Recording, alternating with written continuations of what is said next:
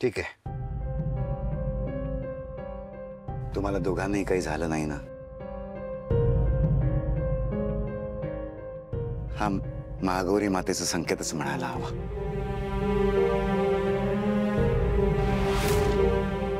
पण आता एकच करा, हे घरात इतरांना कोणालाही कळू देऊ नका, नाहीतर उगाच सगळेजण घाबरतील.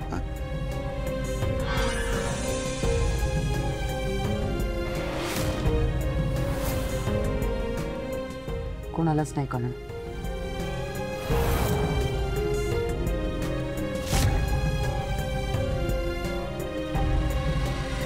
भावा, आम्ही किचन मध्ये असताना आम्हाला वेदाची हाक ऐकू आली म्हणून आम्ही बाहेर पडलो.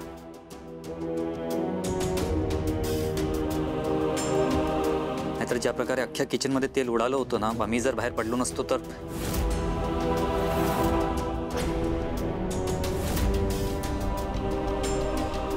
अथर्व, मीराला काही झालेलं नाहीये.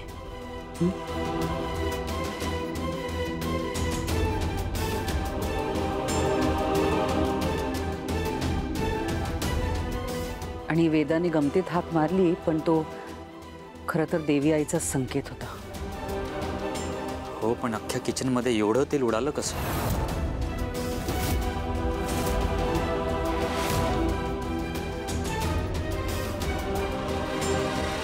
वेदाचे बाबा, हे बघा, गरम तेलामध्ये जर पाणी पडलं ना तर असंच तेल बाहेर उडतं.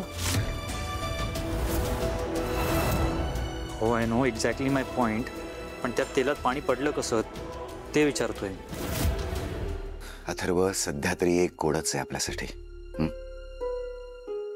सो मग आता काय करायचं?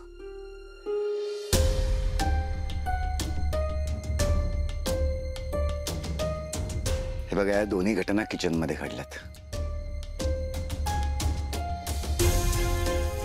त्या दिवशी तो गॅस लीक झाला म्हणजे आज हे घडलंय. मला तर वाटतं मी एकदा गुरुजींना बोलून घेतो. किचन मध्ये काही वास्तुदोष असेल, काही चुकून माकून काही घडलं असेल तर आपण ते बरोबर करून घ्यायला हवं. हो ना? हो, चालेल. जे घडलंय ते भयंकरच आहे, पण दिवाळीचे दिवस आहेत.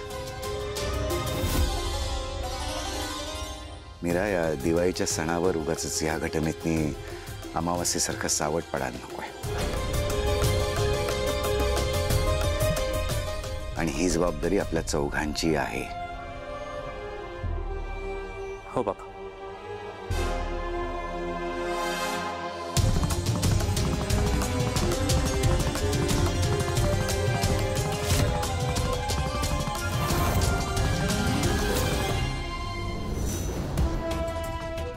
कसं घडलं असेल हे सगळं? उकळतं तेल कढईच्या बाहेर आलंच कसं? कुणी पाणी टाकलं असेल त्यात?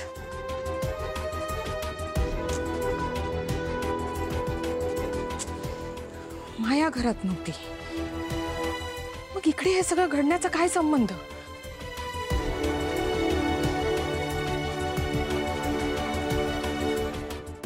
एक मिनिट, म्हणजे मायाने हे सगळं प्लॅन करून मला तिच्या मागे घराबाहेर नेलं आणि मग इकडे हे सगळं घडवलं? नाही नाही नाही, मायाला मी दिसतच नाही, मग हा प्रश्न येतच नाही.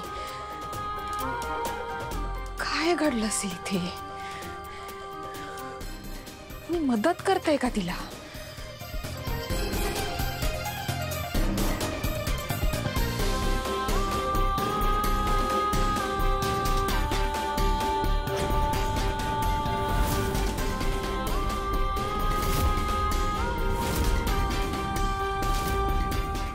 नशीब हा फुटलेला फुगा चिमणीतून वेळेवर काढला. कोणाला दिसलं असतं तर अवघडून बसलं असतं सगळं.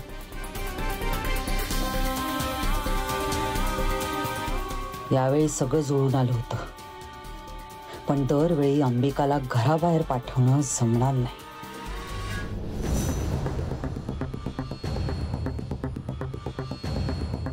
असो,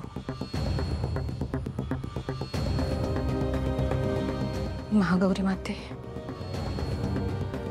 तूच मी राणी अथर्वला वाचवलेस.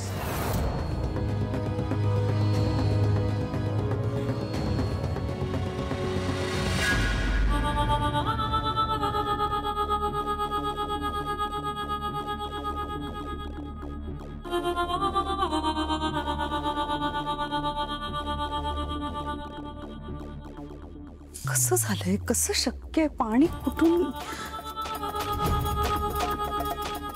आलं असेल? पाणी काही कळतच नाहीये. खरंय आई, मी राणी अथर्व थोडक्यात बचावले, नाहीतर केवढा मोठा अनर्थ घडला असता. पण हे सगळं केलंय कुणी?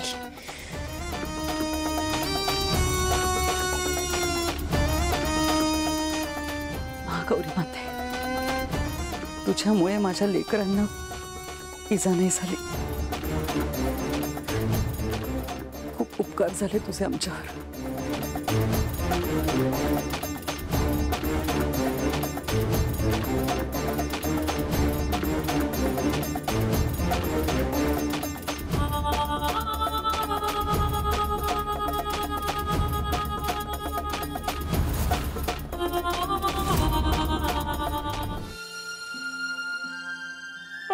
देवा. ए बाई सुनीता, अजून पाणी घेऊन ये बाई, कमी नको पडायला. हो आत्या. पाणी नीट गरम केलंस ना? हो आई साहेब. आत्या, आपण फटाके कधी सोडणार आहोत? हो हो, फोडूया आपण. एकदा सगळ्यांचं अभ्यंग स्नान होऊ दे, मग फोडू आपण. हा, नंतर फोडू शकतो ना आपण? हो. वेदा, हे बघ, सगळ्यांचं आवरून झाल्याशिवाय फटाक्याला हातही लावायचा नाही. ए आई, काय ग तू? वेदा, अगं असंच असतं.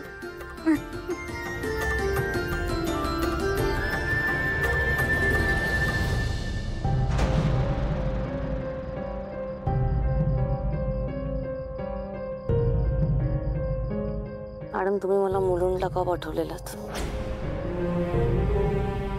माया, ही वेळ आहे काय सगळं बोलायची? हो मॅडम, तुमचा प्लॅन काय तुम्हाला सांगा तरी, म्हणजे प्रॉब्लेम नको ना, म्हणून विचारते. माया, मी तुला आता काही नाही सांगू शकत. आपण नंतर बोलू. आता जा इथून. जा.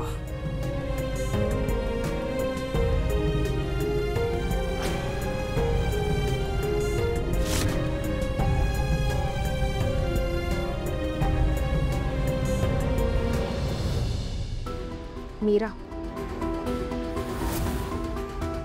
ते कढईतलं तेल उडालं ना, त्या सगळ्या प्रकरणामागे नक्कीच ही माया आहे.